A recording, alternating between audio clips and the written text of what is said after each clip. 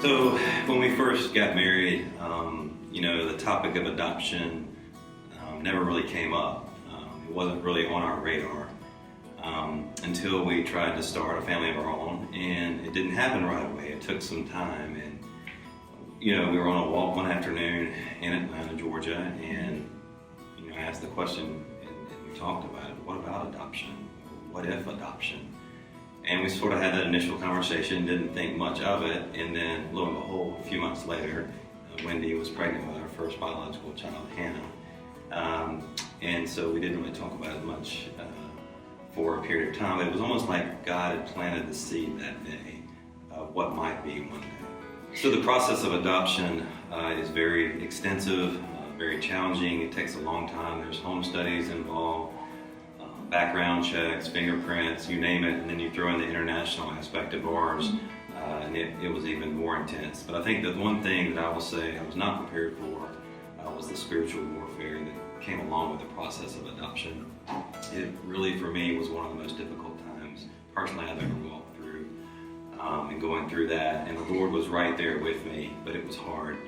And I remember sitting at my desk one day, and an email came across when we were matched with Ruthie, and opening up that picture, and I knew she was our daughter. Can I ask you a couple questions? What? What? What was it like bringing Ruthie into your home? She's my daughter. It was like, international is different because in American adoption, you just bring the child home, but there it's a 10-day process. And so for Gotcha Day, that's the day we have become our forever family. I held her in my arms, and it was so surreal. Finally my daughter, who the Lord had given us, was in my arms. The most profound thing is that you have 24 hours to be with you. And we came back the next day, and the official looked me in the eye and he asked me 2 questions, and this is when I lost it. I didn't cry when I had her the first time, but he asked me, are you pleased with her? And I'm like, yes. And he said, do you love her? And tears just started streaming down my face, and I'm like, yes, I love her. She's my daughter. And that's how Christ is with us when he says, I'm pleased with you, and I love you because you're my daughter. Adoption colors every part of your life. It changes every part. It changes the way you think.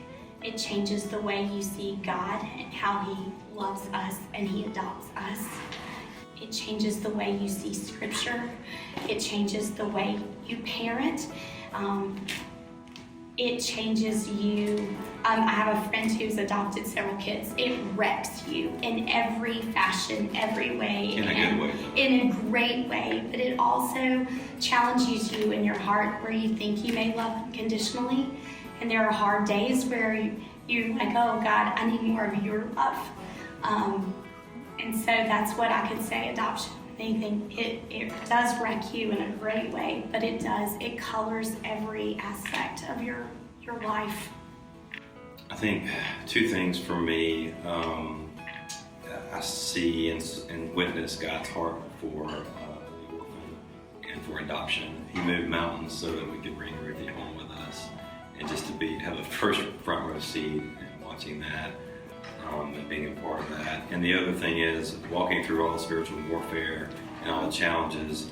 God kept reminding me that he was with us, and he was with me as we went through it, and that he really is the God of the impossible. He can do all things. He can move mountains. He can call things into an existence that are not. And so just trusting him with that, and not focusing on our circumstances, but focusing on him. He loves us so much. He adopted us. We're adopted sons and daughters of the King. And what a beautiful display of that through adoption. What if other people were thinking about having a child in their home as for family? What would you think about that? I think I'm so happy I get someone in my home. I just want the Lord to, like, I want my heart's for adoption, like for others to just say yes.